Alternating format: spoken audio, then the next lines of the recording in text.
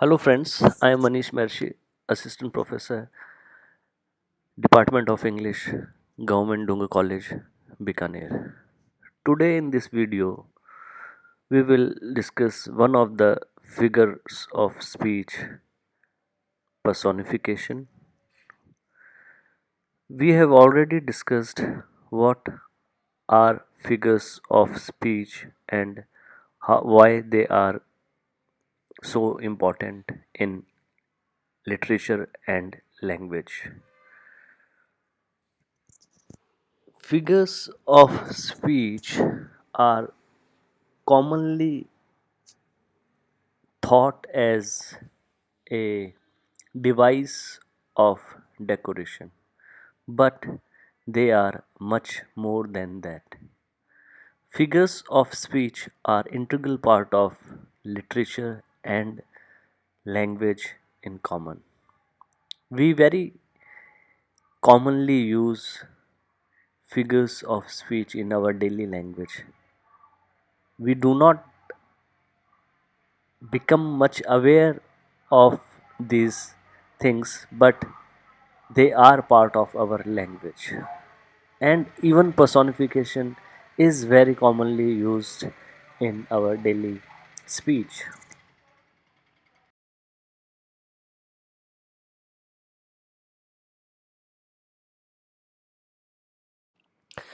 Personification is a figure of speech in which an idea or a thing that is a non human thing, a dead thing, or a non living thing is given human attributes and feelings or is spoken of as if it were human. Personification is a common form of metaphor in that human characteristics are attributed to non human things. This allows writers to create life and motion within inanimate objects, animals, and even abstract ideas by assigning them recognizable human behavior and emotions.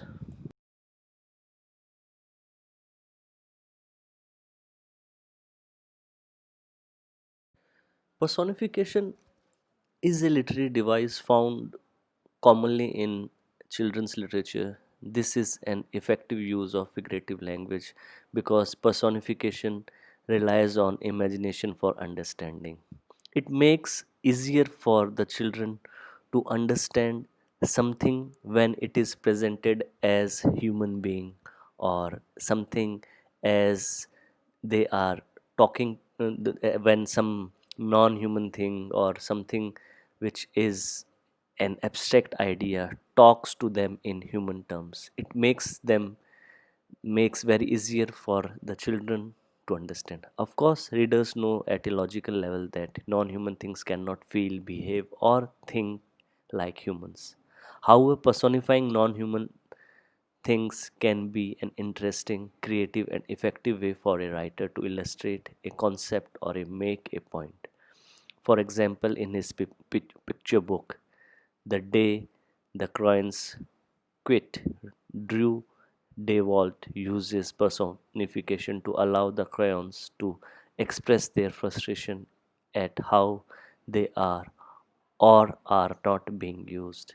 This literary device effective in writing an imaginary world for children in which crayons can communicate like humans. Besides this, there are stories, children's stories full of them, and the most famous, the Aesop's fables, are all full of personification, where foxes, crows, trees, tiger, forest, sky, everything which is present in nature, which is all around us, is taking a human shape and is speaking to us in human forms.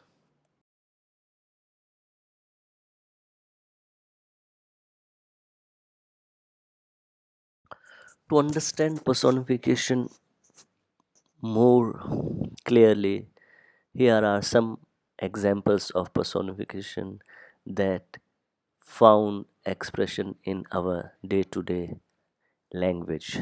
My alarm yelled at me this morning. Now, in this, the speaker is saying that his alarm raised him and as if it was shouting. So, shouting or yelling is a thing which only a human can do.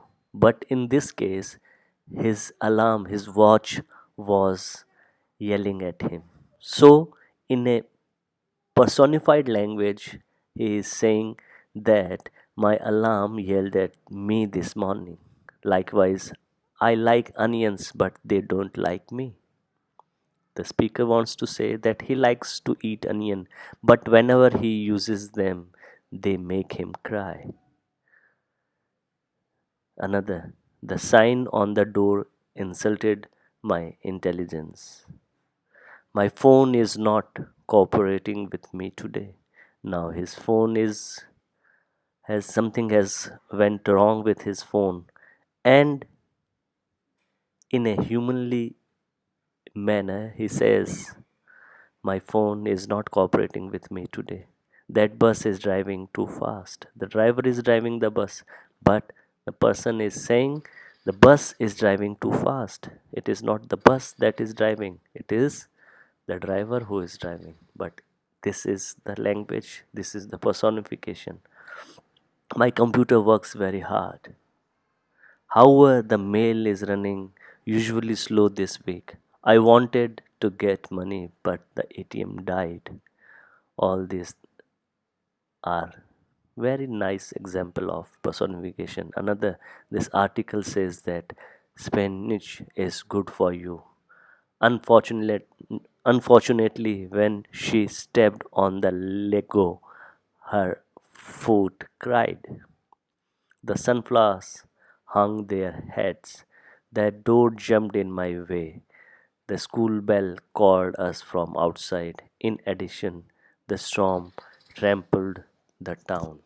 All these are very simple and common examples of personification which we do see in our daily language, daily life.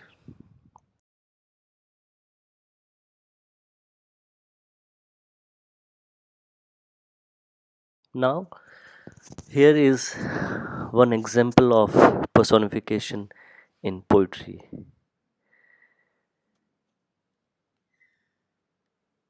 The first, this example is by from the poem I Because I Could Not Stop for Death by Emily Dickinson. In this poem, death is treated like a person, taking on the characteristics of a carriage driver. The first stanza reads in personification. Because I could not stop for death, he kindly stopped for me. The carriage held but just ourselves and immortality.